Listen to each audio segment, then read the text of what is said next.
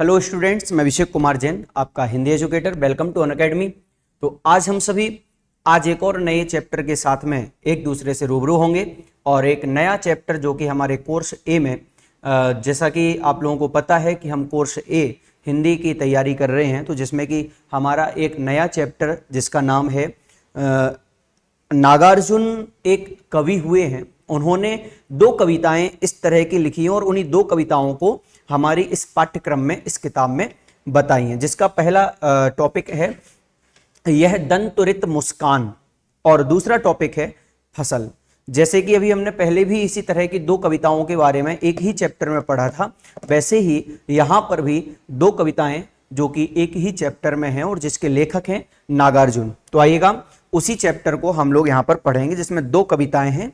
सबसे पहला यह दंतुरित मुस्कान पहला टॉपिक है, जिसके बाद में दूसरा टॉपिक है फसल नाम से, और इस फसल नाम के टॉपिक में भी हमारे लिए कुछ नई सीख मिलेगी पढ़ने में, जो कि हमारे कोर्स ए की कक्षा 10 में कोर्स ए का क्षितिज वाली किताब में दिया गया है। तो आइएगा पढ़ते हैं नागार्जुन के बारे में कि भाई नागार्जुन जो हैं वो कैसे कवि हैं और उन्होंने अपनी कविताओं में किस तरह का हम लोगों के लिए बताने की कोशिश की है। तो आइएगा देखते हैं, अपनी बुक में देखेंगे और मेरे साथ में आप लोग पढ़िएगा कि नागार्जुन का जन्म बिहार के दरभंगा जिले के सतलखा गांव में सन 1911 में हुआ। उनका मूल नाम वैद्यनाथ मिश्र था। आरंभिक शिक्षा संस्कृत पाठशाला में हुई, फिर अध्ययन के लिए वे बनारस और कलकत्ता यानी कि आज के समय में जिसका नाम कोलकाता है वहां पर चले गए। 1936 में वे श्रीलंका गए और वहीं उन्होंने बौद्ध धर्म में दीक्षित हुए, यानी फिर उन्होंने बौद्ध धर्म को स्वीकार कर लिया। 2 साल प्रवास के बाद 1938 में स्वदेश लौट आए। घुमक्कड़ी और अक्खड़ स्वभाव के धनी नागार्जुन ने अनेक बार संपूर्ण भारत की यात्रा की। सन 1998 में उनका देहांत हो गया। नागार्जुन की प्रमुख काव्य कृतियां हैं युगधारा, सतरंगे पंखों वाली, हजार हजार बाहों वाली, तुमने कहा था, पुरानी जूतियों का कोरस, आखिर ऐसा क्या कह दिया मैंने, मैं मिलिट्री का बूढ़ा घोड़ा। नागार्जुन ने कविता के साथ साथ उपन्यास और अन्य गद्य विधाओं में भी लेखन किया। उनका संपूर्ण कृतित्व नागार्जुन रचनावली के 7 खंडों में प्रकाशित है। साहित्यिक योगदान के लिए उन्हें अनेक पुरस्कारों से सम्मानित भी किया गया। इनकी एक बहुत अच्छी प्रमुख कृति है, मतलब कि जिसमें उन्होंने अपनी पूरी जो है नागार्जुन रचनावली, किस नाम से है, नागार्जुन रचनावली नाम से इनके 7 खंड हैं और उन 7 खंडों में अलग अलग तरह की अलग अलग कविताएं दी हुई हैं और उन कविताओं के माध्यम से उन्होंने अपने जीवन में अपने कृतित्व के कारण से, अपने व्यक्तित्व के कारण से नाम प्राप्त किया और इनके लिए साहित्य के योगदान के लिए उन्हें अनेक पुरस्कारों से सम्मानित भी किया गया, जिनमें प्रमुख पुरस्कार था हिंदी अकादमी दिल्ली का शिखर सम्मान, उत्तर प्रदेश का भारत भारती पुरस्कार एवं बिहार का राजेंद्र प्रसाद पुरस्कार। इस तरह उन्होंने पुरस्कार प्राप्त किए और साथ में मैथिली भाषा में भी इन्होंने प्राप्त किया पुरस्कार। उसके लिए उन्होंने साहित्य अकादमी पुरस्कार भी प्रदान किया गया। राजनैतिक सक्रियता के कारण उन्हें अनेक बार जेल भी जाना पड़ा।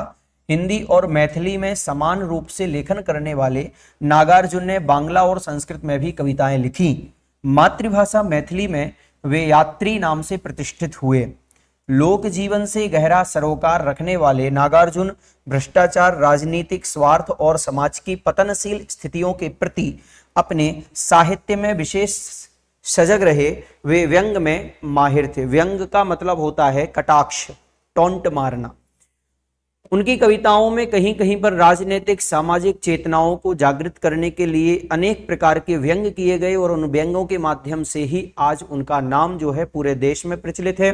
ऐसे ही मैथिली मातृभाषा में उनके लिए यात्री के नाम से भी उनको पुकारते थे, उनका नाम जाना जाता था। और ठीक वैसे ही हमारे यहाँ पर हिंदी में उनको नागार्जुन के नाम से जाना जाता है, जिनका मूल नाम वैद्यनाथ था। और इनका नागार्जुन नाम पड़ा जब इन्होंने श्रीलंका जाकर के बौद्ध दर्शन स्वीकार किया, और बौद्ध दर्शन स्वीकार करने के बाद इनका नाम जो है नागार्जुन नाम से कहलाने लगा। हम जिस कविता को पढ़ने वाले हैं उसमें और क्या क्या चीज हमें पढ़ने में आएंगे, उसके साथ साथ हम थोड़ा सा पढ़ लेते हैं कि इसलिए उन्हें आधुनिक कबीर भी कहा जाता है। आधुनिक कबीर का मतलब होता है कि जिस तरह कबीर ने राजनैतिक चेतनाओं को जागृत करने के लिए वो एक क्रांतदर्शी कवि कहलाए थे, वैसे ही आज के समय की स्थिति को देख करके वो आज के कबीर जो हैं वो नागार्जुन है। छायावादोत्तर दौर के वे ऐसे अकेले कवि हैं जिनकी कविता गांव की चौपालों और साहित्यिक दुनिया में समान रूप से लोकप्रिय रही। वे वास्तविक अर्थों में जन कवि हैं, यानी ये जो हैं वास्तव में ही जन कवि हैं, क्योंकि इनकी कविताएं जो हैं लोग ऐसे ही दोहराया करते थे। चबूतरों पर बैठ करके गांव के चौपाल जो लगते थे उन पर भी उनकी कविताओं का दोहराव चलता रहता था। सामयिक बोध से गहराई से जुड़े नागार्जुन की आंदोलन धर्मी कविताओं को व्यापक लोकप्रियता मिली। नागार्जुन ने छंदों में काव्य रचना की और मुक्त छंद में भी, मुक्त छंद का मतलब होता है स्वछंद, उन्होंने अपनी रचनाएं लिखी।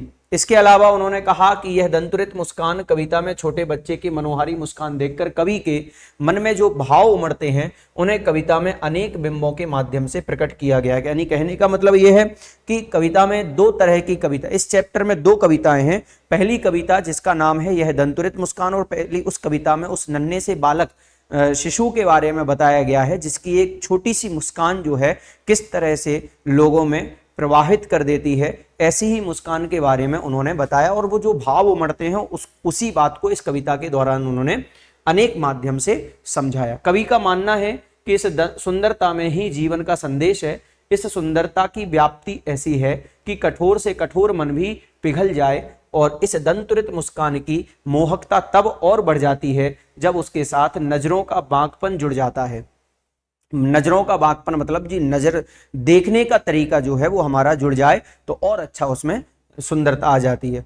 इसी ही चैप्टर में दूसरी कविता का नाम है फसल, जिसका शब्द सुनते ही खेतों में लहराती फसल आंखों के सामने आ जाती है। जैसे कि अभी भी हम कभी भी इस फसल शब्द को यूज करेंगे, बोलेंगे, तो हमारे मन में, हमारे मस्तिष्क में केवल एक ही दृश्य नजर आता है कि खेत जिसमें हरी भरी घास, फल फूल इत्यादि से शोभित होता हुआ, ऐसा ही खलियान जिसमें बहुत सारी फसल लगी हुई है। लहराती फसल जो है हमारी आंखों के सामने आ जाती। परंतु फसल है क्या और उसे पैदा करने में किन किन तत्वों का योगदान होता है, इसे बताया है। नागार्जुन ने अपनी कविता फसल में कविता यह भी रेखांकित करती है कि प्रकृति और मनुष्य के सहयोग से ही सृजन संभव है।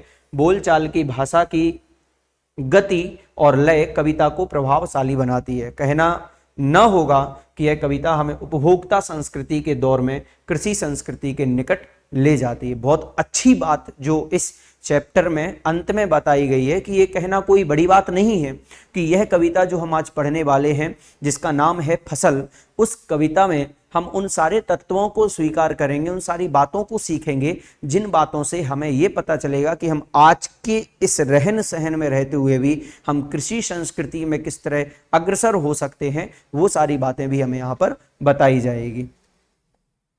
देखिएगा, सबसे पहली कविता जिसका नाम है यह है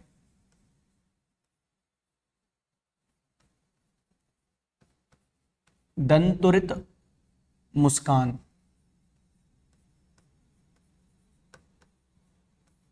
यह है दंतुरित मुस्कान, जिस कविता का नाम है उसके बारे में हम अब पढ़ने वाले हैं। कवि एक ऐसे ही बच्चे की मुस्कान के बारे में, उसके हंसी के बारे में जो है अपने भाव व्यक्त करता हुआ नागार्जुन कवि, जिन कवि का नाम है, वो कवि एक ऐसे ही नवजात शिशु, यानी कि जिसने अभी अभी नया जन्म लिया है, और ऐसे नवजात शिशु के लिए जो है एक कविता उन्होंने अर्पित की है। और उन बच्चों के लिए भी यह कविता, उन बच्चों के लिए जिन्होंने अभी अभी जन्म लिया है। और अगर हम इस चीज़ को मानने वाले हैं कि एक नवजात शिशु जो होता है वो किस तरह से हंसता है, उसकी मुस्कान किस तरह से प्यारी होती है, उस मुस्कान के बारे में आज हम सभी यहाँ पर चर्चा करेंगे। तो देखिएगा, सबसे पहले हम कविता पढ़ते हैं और इसके साथ साथ जो पूरी की पूरी कविता है वो यहाँ तक आप लोगों को 2 पेजों में देखने को मिल जाएगी। देखिएगा, पहली कविता ये है कि तुम्हारी यह दंतुरित मुस्कान मृतक में भी डाल देगी जान, धूलि धूसर तुम्हारे ये गात, छोड़कर तालाब मेरी झोपड़ी में खिल रहे जलजात, परस पाकर तुम्हारा ही प्राण पिघल कर जल बन गया, होगा कठिन पाषाण। छू गया तुमसे कि झरने लग पड़े शैफालिका के फूल, बांस था कि बबूल, तुम मुझे पाए नहीं पहचान, देखते ही रहोगे अनिमेष। अनिमेष का मतलब जो है बिना पलक झपकाए, बिना पलक झपकाए, यानी अपलक, एक टक निहारना। थक गए हो आंख लूं मैं फेर, क्या हुआ यदि हो सके परिचित न पहली बार, यदि तुम्हारी मां न माध्यम बनी होती आज। देखिए, बहुत अच्छी कविता है जिसमें हम सभी को जो एक नया संदेश इस कविता में मिलेगा, जिसमें देखिएगा सबसे पहले हम कुछ शब्दों के अर्थों को देख लेते हैं कि दंतुरित का मतलब होता है दांत। किसके दांत? तो जो नवजात शिशु है, जिस बच्चे ने अभी जन्म लिया है, जन्म लेने के पश्चात जब उसके नए दांत आते हैं तो उसको कहते हैं दंतुरित। तो नए दांत, नवजात शिशु के नए दांत जो है। धूलि धूसर दूसरा शब्द आया जिसको हम थोड़ा सा समझें कि धूलि धूसर, धूलि का मतलब होता है धूल और धूसर का मतलब होता है मिला हुआ, यानी धूल से सना हुआ, मिला हुआ, मिला हुआ। इस तरह से यहां पर शब्द गात, गात शब्द का और हम अर्थ देख लेते हैं जिसका मतलब होता है शरीर। गात का मतलब शरीर, ठीक है ना। और बाकी इसमें परस, परस का मतलब होता है स्पर्श, ठीक है। बाकी पाषाण का भी अर्थ हम देख लेते हैं पत्थर। अब हमें इसका अर्थ जो है वो बहुत अच्छे से समझ में आ जाएगा। तो कहते हैं कि जब कभी एक नवजात शिशु जिसने जन्म लिया और जन्म लेने के बाद जब उसके नए दांत आते हैं तो यह दंतुरित, यानी यह दंतुरित, यह यानी ऐसा, दंतुरित यानी नवजात शिशु के नए नए जो दांत हैं उन दांतों को दिखाता हुआ जब वो हंसता है तो उसकी मुस्कान, यह दंतुरित मुस्कान, यह मुस्कान जो है, यह हंसी जो है, यह हंसी मृतक यानी मरे हुए व्यक्ति में भी जान डाल देती। मतलब एक अलग ही लेवल की इस कविता में उन्होंने अतिशयोक्ति की बात करते हुए कहा है कि एक बच्चा जो अपने नए नए दांतों के आने पर जब मुस्कुराता है तो उसकी जो मुस्कान होती है वह मृतक यानी कि मरे हुए व्यक्ति में भी जान डाल देती। इतनी मनमोहक उसकी मुस्कान होती है, इतना आकर्षक दिखाई देता है कि एक मृतक यानी मरा हुआ व्यक्ति भी होगा तो वो भी उसकी मुस्कान को देख करके जागृत हो जाएगा, उसमें भी जान डाल देता है। ऐसी वह मुस्कान है। फिर उन्होंने कहा कि धूलि धूसर तुम्हारी एक गात, गात यानी कि शरीर जो है वो किसमें है? धूलि धूसर, धूलि धूसर यानी धूल में सना हुआ तुम्हारा यह शरीर, तुम्हारा यह शरीर जो धूल में मिला हुआ है, धूल में सना हुआ है, धूल से भरा हुआ यह जो तुम्हारा शरीर है। कब? जब कभी बच्चा खेलने जाए मैदान में तो खेलने के बाद जब वो अपने घर पर आता है तो उसके शरीर पर जो धूल लिपटी हुई होती है, जो धूल से पूरा धूमिल हुआ होता है, ऐसे धूल से सना हुआ जो तुम्हारा शरीर है उसे देखकर मानो ऐसा लगता है कि छोड़कर तालाब मेरी झोपड़ी में खिल रहे जलजात। जलजात का मतलब होता है कमल, कि जिस तरह की तालाब में कमल खिल उठते हैं, तालाब में कमल खिलते हैं, वैसे ही उसी तरह मानो ऐसा लग रहा है कि मेरे घर के आंगन में, मेरे घर की कुटिया में, झोपड़ी में, इस तालाब से हट करके वह कमल जो है वो मेरी झोपड़ी में आकर के खिल रहा है।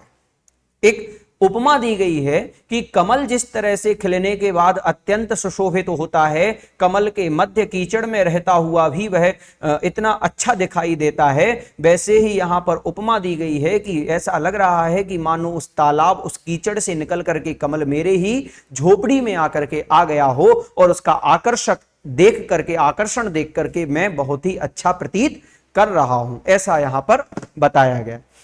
आगे कहा कि परस यानी स्पर्श पाकर तुम्हारा स्पर्श पाकर, स्पर्श यानी कि छूना, तुम्हारे छू जाने से मानो पाषाण यानी कि पत्थर भी पिघलकर क्या बन जाता है, जल बन जाता है। यानी कहने का मतलब यहां पर यह है कि तुम्हारे स्पर्श को पाकर भी पत्थर भी मानो क्या कर रहा हो, जल बन गया हो, जल हो गया हो। यानी तुम्हारे जैसे शिशु का कोमल स्पर्श पाकर के भी पत्थर हृदय व्यक्ति भी जो है वह भी कोमल हो जाता है। यानी पत्थर जल बनता है, ये तो एक उपमा दी गई है। पत्थर जल बनने का मतलब यहां पर यह है कि जिस व्यक्ति का हृदय कठोर है, कठिन है, ऐसे कठोर और कठिन हृदय पत्थर से भी कठोर हृदय वाले को अगर आप ऐसा मुस्कुराता हुआ देख लेंगे तो उस पत्थर दिल का भी जो हृदय है वो भी पिघल करके जल की तरह पिघल जाएगा। तो यहां पर कवि ये कहना चाह रहा है और उसके और अलग उसका अब बता रहे हैं कि वो मन कैसा है। अब यहां तो उन्होंने कह दिया कि उसकी मुस्कान इस तरह से है, अब मन कैसा है, हृदय बता दिया, हृदय कैसा है, मुस्कान के बारे में बता दिया है, हृदय के बारे में बता दिया है। अब आगे बता रहे हैं कि उसका मन किस तरह से होता है, उसका हृदय किस तरह से होता है, ये सारी बातें भी हम यहां पर पढ़ेंगे। तो कहा कि छू गया तुमसे कि झरने लग पड़े शैफालिका के फूल, बांस था की बबूल। कहने का मतलब है कि कवि यहां पर इस बात को कहना चाह रहा है कि उसका जो मन है वो बांस और बबूल की भांति नीरस है। किसका मन? कवि का। कवि का मन जो है वो बांस की तरह कठोर है और उसका बबूल की तरह पूरा नीरस, जिसमें कुछ भी रस नहीं है, ऐसे नीरस और ठूंठ हो गया था। तब फिर भी तुम्हारे, अब जब उन्होंने कहा कि मैं बहुत बांस की तरह कठोर हो चुका हूं, बबूल का मतलब यहां पर नीरस है, नीरस का मतलब जिसमें कोई भी रस नहीं हो, मानो ऐसा लग रहा था कि मेरा जो मन है वो बांस की तरह ठूंठ हो चुका है, हृदय में कोई भी रस नहीं बचा हुआ है। तो ऐसे बबूल की भांति नीरस मेरे हृदय और मेरे मन के लिए जिसने कोमलता प्राप्त कराई है, तो वो कोमलता तब पड़ी छू यानी स्पर्श करने से तुमसे कि झरने पर लग पड़े हों शैफालिका के फूल।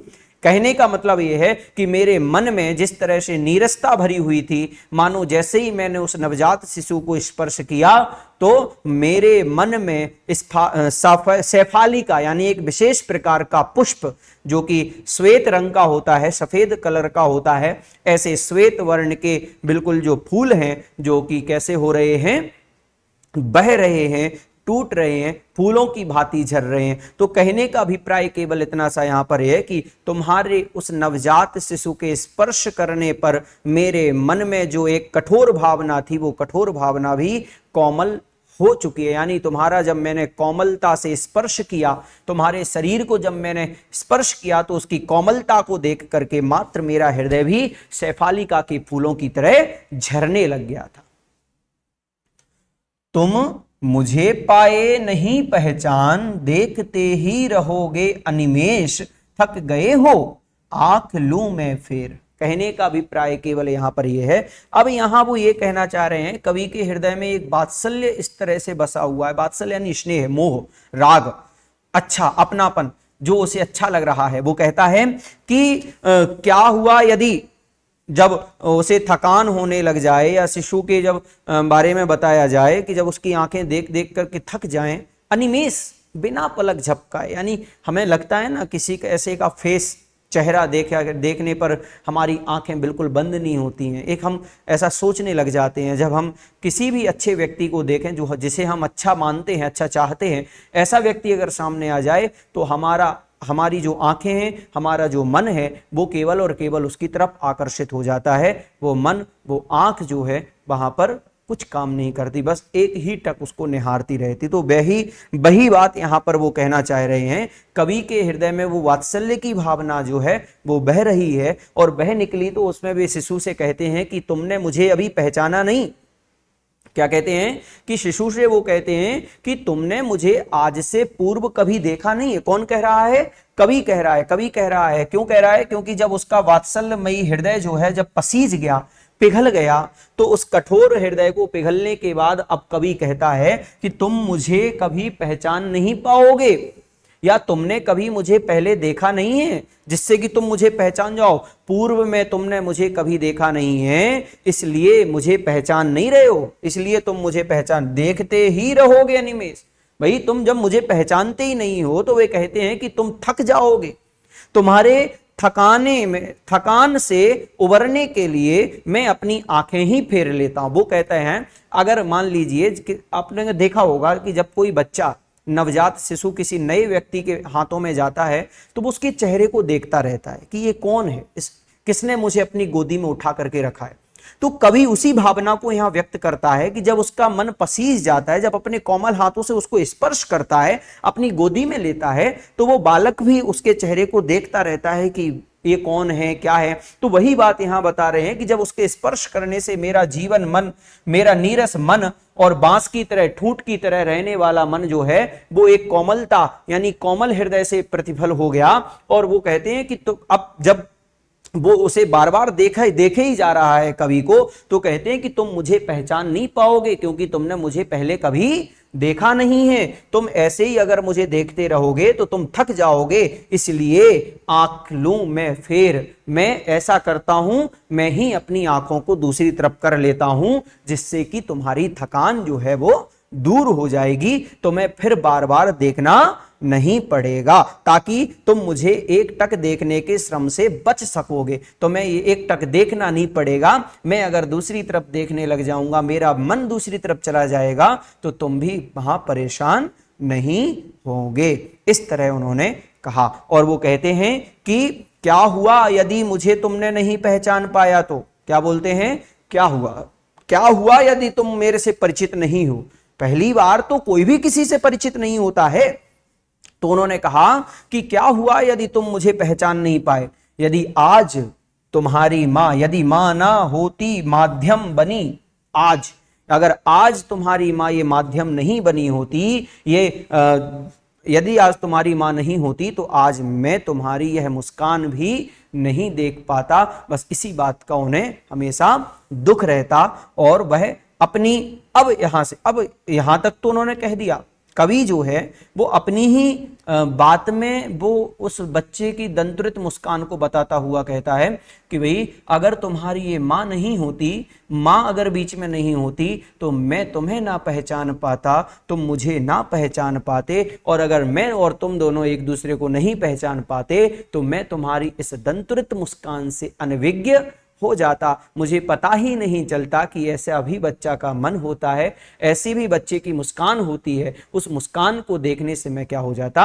वंचित हो जाता। मैं कभी ऐसी मुस्कान को नहीं देख पाता है। इसीलिए आज मैं धन्यवाद देता हूं मैं उस पत्नी के लिए जिसने आप जैसे बच्चे को जन्म दिया। और यही बात जो है आगे के बंध में, आगे की लाइनों में बताया जाएगा कि मैं ना सकता देख, मैं ना पाता जान तुम्हारी यह दंतुरित मुस्कान। यानी वो अपनी बच्चे को इस तरह से अपने मन ही मन कहते हैं कि भाई अगर आज तुम्हारी माँ मेरे और तुम्हारे बीच में ना होती तो मैं तुम्हारी इस दंतुरित मुस्कान को ना जान पाता और ना देख पाता। धन्य तुम, यानी तुम भी धन्य हो, और माँ भी तुम्हारी धन्य, यानी तुम्हारी माँ यानी कि मेरी पत्नी जो है वो भी धन्य है। तो कवि अपनी ही पत्नी के लिए धन्यवाद देता हुआ, आभार जताता हुआ कहता है कि तुम्हारा और मेरा जो संबंध है, क्या कहा? चिर प्रवासी मैं इतर में अन्य, इस अतिथि से प्रिय तुम्हारा क्या रहा संपर्क, उंगलियां मां की कराती रही हैं मधुपर्क, देखते तुम इधर कनखी मार, और होती जबकि आंखें चार, तब तुम्हारी दंतुरित मुस्कान मुझे लगती बड़ी है छविमान। कहने का मतलब केवल यहां पर यह है कि जो मधुपर्क का मतलब अपन समझ लें कि मधुपर्क का मतलब होता है पंचामृत। पंचामृत। ठीक है, मधुपर्क का मतलब पंचामृत। इसके बाद में कनखी, कनखी का मतलब होता है तिरछी निगाह। कनखी यानी कि तिरछी निगाह, निगाहें यानी कि जो हम तिरछा देखते हैं ना, कभी कभी मान लीजिए हमें किसी की तरफ देखना हो, डायरेक्टली नहीं देख पाए तो हम तिरछी नजर से देखते थे। ऐसा ही बच्चा होता है, कभी कभी वो अपनी आंखों से ऐसे स्पष्ट ना देख करके वो तिरछी नजर से भी देख लेता है। ठीक है, तो इस तरह से। और ऐसा कोई शब्द नहीं है जो हमें समझ में नहीं आया, बाकी सभी आ गए हैं। अगर रहता है तो हम उसको समझा देंगे। ठीक है ना। तो मधुपर्क का मतलब होता है पंचामृत। पंचामृत हम सभी समझते हैं 5 अमृतों का समूह। 5 अमृत जिसमें हो। 5 अमृत कौन कौन से? दूध, दही, घी, दूध, दही, घी, रस और दूध, दही, घी, रस और इस तरह से 5वां जो अमृत है वो पड़ेगा अपना दूध, दही, घी, रस, मक्खन। 5 अमृत। यानी वो कहती हैं कि देखिए यहां पर मैं आपको बता दूं, मैं ना सकता जान मैं ना सकता देख, कहने का मतलब है कि अगर ये तुम्हारी मां नहीं होती तो ना मैं तुम्हें जान पाता और ना ही मैं तुम्हें देख पाता। तो वो अपनी पत्नी के लिए आभार जताता हुआ कहता है कि मैं अपनी पत्नी का आभार जताते हुए इस तरह से कहना चाहता हूं कि तुम्हारा मेरा क्या संबंध यह तुम इसलिए नहीं जानते क्योंकि मैं इधर उधर भटकता रहा, तुम्हारी ओर ध्यान भी ना दिया, इसलिए तुम्हारी माँ ने ही तुम्हें स्नेह दिया और देखभाल किया। क्योंकि देखो यहां पर इसीलिए कहा कि चिर प्रवासी मैं इतर, यानी जो तुम्हारी माँ है वो धन्य इसलिए है क्योंकि वो तुम्हारी माँ चिर यानी बहुत समय से तुम्हारे साथ में है, और मैं इतर में अन्य, मैं उससे अलग हूं, मैं अन्य हूं। इस अतिथि से प्रिय तुम्हारा क्या रहा संपर्क, और मेरे से तुम्हारा क्या संपर्क है, क्या संबंध है। बच्चे को समझाते हुए कि भाई मेरे से तुम्हारी माँ का क्या संबंध है, वो तो तुम्हारे साथ में हमेशा रही है, उंगलियां माँ की कराती रही थी मधुपर्क।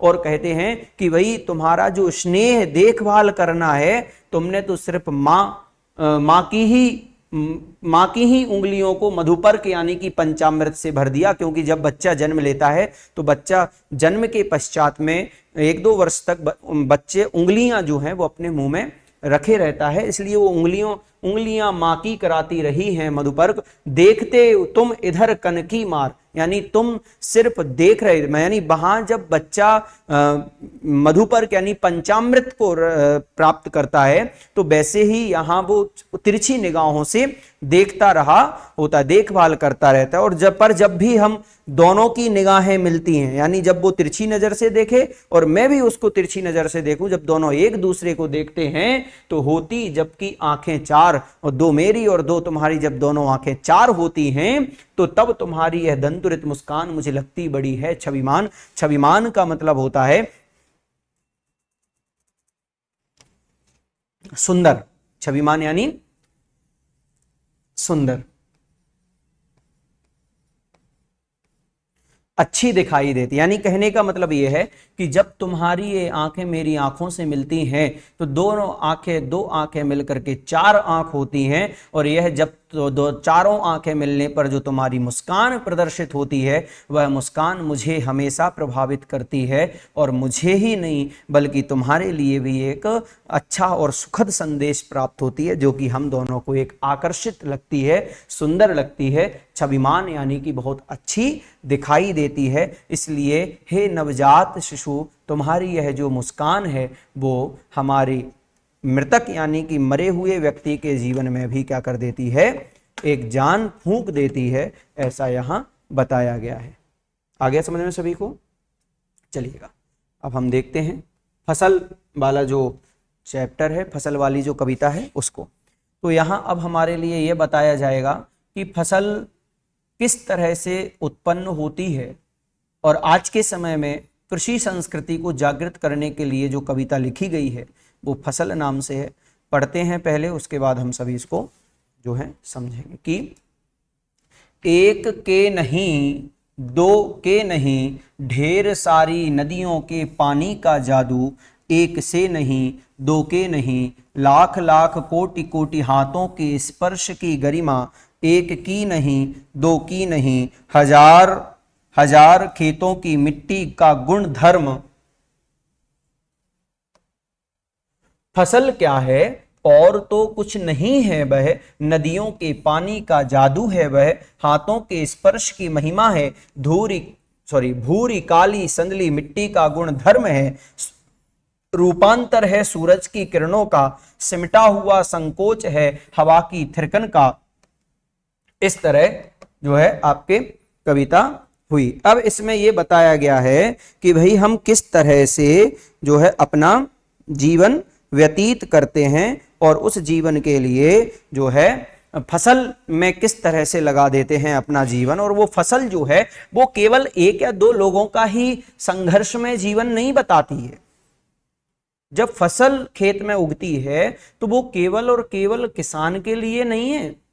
किसान किस तरह से फसल को उगाता है उसमें केवल एक या दो पानी की बात नहीं है, एक या दो हाथ के स्पर्श की बात नहीं है, बल्कि कवि कविता में इस तरह से बताना चाहता है कि साथ ही से जब पैदा करना होता है, फसल को जब पैदा करना होता है तो उसमें किन किन लोगों का योगदान होता है, कौन इसमें सबसे ज्यादा प्रभावित होता है, कौन इसमें सबसे ज्यादा योगदान देता है, उस बात को स्पष्ट करते हुए वो यहां पर कहते हैं कि इसे पैदा करने में एक नदी का, यानी कहा एक का ढेर सारी नदी, यानी नदी जो है एक नदी का नहीं, दो नदी का नहीं, बल्कि बहुत सारी नदियों ने इसको पानी दिया है। किसे? फसल उगाने में पानी का योगदान जो है ढेर सारी नदियों का है। अर्थात जब सारी नदियों का पानी भाप बन करके झड़ जाता है, उड़ जाता है, और वही बादल जब बरसता है तो कहने में आता है कि हमें बारिश से जो पानी प्राप्त हुआ उससे फसल उत्पादित हुए, तो वो बादलों में पानी गया कहां से? वो ढेर सारी नदियों से मिलकर के ऊपर पानी जाता है और वही पानी आकर के नीचे हमारी फसल को उपजाऊ बनाता है, उपजाने में सहायक होता है। तो इसलिए नहीं कहना चाहिए कि हमने इस कुएं के पानी से फसल उगाई, इस नदी के पानी से फसल उगाई, बल्कि यह कहना चाहिए कि इस कुएं और नदी के साथ साथ हमने ढेरों नदियों, ढेरों कुएं, ढेरों तालाब के पानी से ये फसल उगाई है, उनका भी उतना ही योगदान है। वे किसानों का महत्व भी स्पष्ट कर रहे हैं। वो ये नहीं कह रहे हैं कि भाई हमने ही केवल फसल उगाई है, तो वो कहते हैं कि एक ने नहीं, दो के नहीं, लाख लाख करोड़ करोड़, कोटि कोटि का मतलब होता है करोड़, ठीक है ना, लाख लाख करोड़ करोड़ हाथों का स्पर्श, असंख्य लोगों का, लाखों करोड़ों लोगों का स्पर्श जो है उनके हाथों की मेहनत है। और कवि यहां यह बताना चाह रहा है कि एक दो नहीं बल्कि हजार हजार खेतों की मिट्टी का गुण धर्म है। ये केवल एक ही नहीं, बल्कि वो ये कहते हैं, सबसे पहले उन्होंने नदियों के बारे में बता दिया, पानी के बारे में बता दिया। दूसरी बात उन्होंने बताई थी इसमें एक हाथ दो हाथों ने फसल नहीं उगाया, बल्कि इसमें अनेकानेक लाखों हजारों करोड़ों हाथ हैं जिनने अपने स्पर्श से जो है क्या किया है, मेहनत करके, असंख्य लोगों ने मेहनत करके यहां पर क्या किया है, इस मिट्टी को उपजाऊ बनाया है, इस फसल को उगाया है। उन्होंने भी अपना अपना योगदान दिया है। अब तीसरी बात वो यहां पर ये कह रहे हैं कि अब मिट्टी के अलग अलग विशेषता को बताते हुए वो कहते हैं कि मिट्टी किस तरह से, तो वो कहते हैं कि एक मिट्टी नहीं,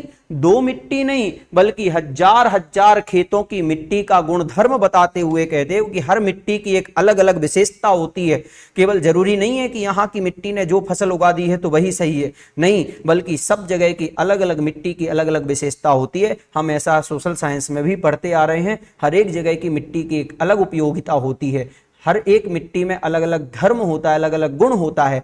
कोई मिट्टी फसल पैदा करती है तो कोई मिट्टी मकान बनाती है, तो कोई मिट्टी जो है हमारे मकान में लगाई जाती है। तो इस तरह से यहां पर बताया, तो हर एक मिट्टी का जो है अलग अलग विशेषता है, उसके रूप गुण रंग एक समान नहीं होते, सबका योगदान जो है वो कैसा है, फसल को तैयार करने में होता है। गुण धर्म जो है वो कैसा है, रूप रंग। फसल क्या है? अब वो कहते हैं कि फसल क्या है, और तो कुछ नहीं है। वह वो कहते हैं कवि कि फसल कुछ नहीं, फसल क्या है, फसल को बताते हुए वो कहते हैं बहुत चीजों से सम्मिलित होता हुआ एक रूप है।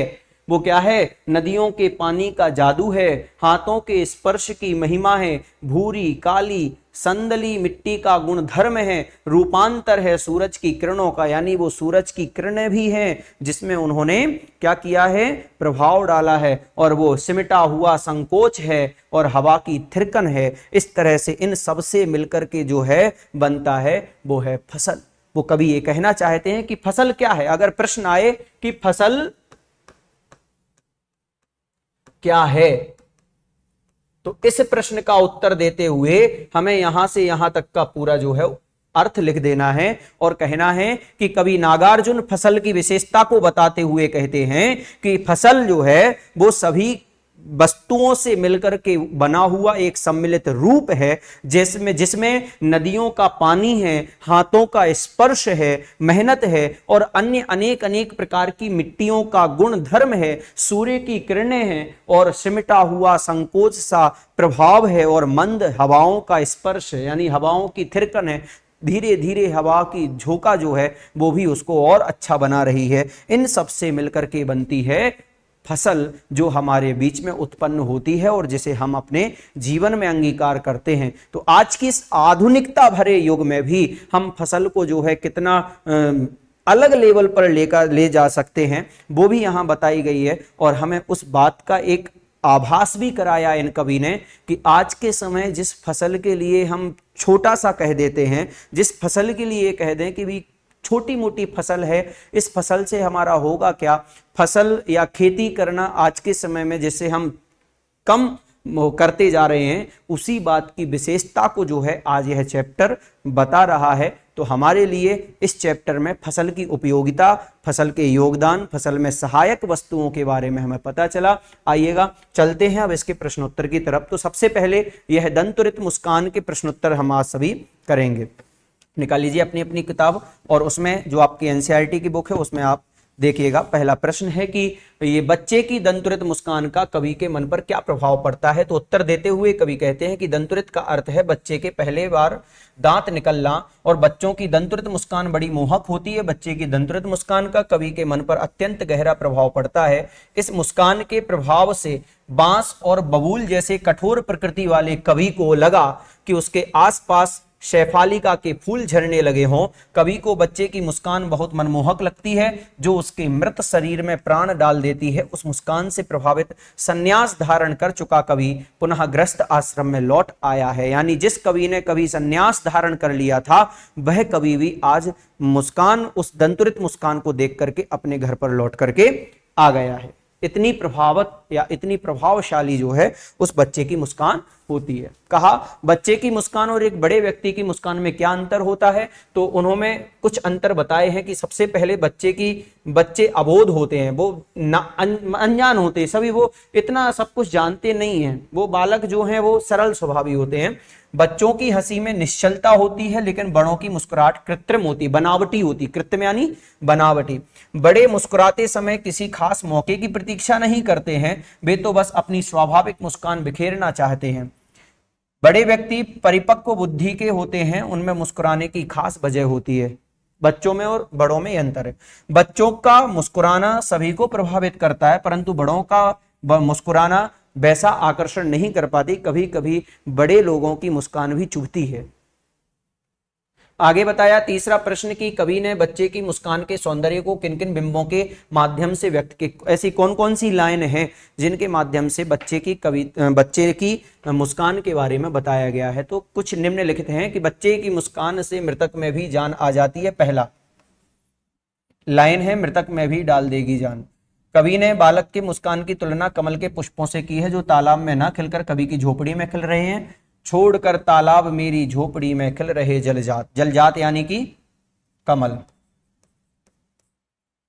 बच्चे की मुस्कान से प्रभावित होकर पाषाण यानी कि पत्थर भी पिघलकर जल बन जाएगा। पिघलकर जल बन गया होगा कठिन पाषाण। ये सब एक लाइन और उनका अर्थ दोनों इसमें बताते हुए रहे।